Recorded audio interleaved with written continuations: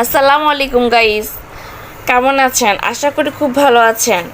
আজ আমি আপনাদের সাথে শেয়ার করব আমাদের নিজের জমিনের চাষের কিছু সবজি, একদম তাজা টাটকা।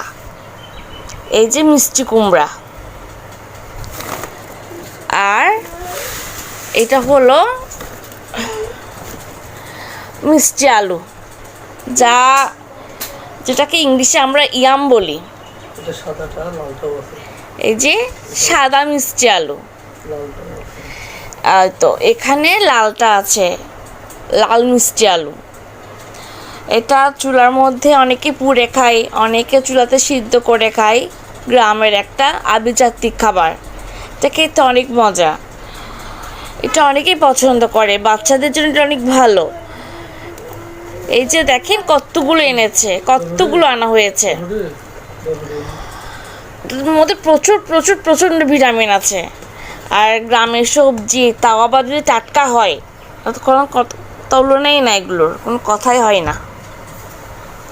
যাই হোক, আমি আপনাদের সাথে এগুলো রান্না করে কিভাবে খেতে হয়, কিভাবে রান্না করতে হয়, কিভাবে খাওয়া যায়, এটা আমি শেয়ার করব। কারণ অনেকে তো চিনে না, অনেক দেশে তো একরকম হয় না। তো আমি নেক্সটে এই আলুটা সিদ্ধ করে বা আগুনে পুড়ে দুটোভাবে আপনাদের শেয়ার করবো, আপনাদেরকে দেখাবো। কিন্তু প্লিজ যদি দেখতে হয় তাহলে আপনারা আমার চ্যানেলটাকে সাবস্ক্রাইব করবেন, একটা লাইক কমেন্ট করবেন। আর কারা কারা চিনেন, কারা কারা খেয়েছেন, বা কারা কারা চিনেন না, খেতে চান, তারা একটু আমাকে কমেন্টে জানাবেন। আমার পাশে থাকবেন, আর আমার পাশে থেকে আমাকে সামনে এগিয়ে যেতে সাহায্য করবেন। ধন্যবাদ।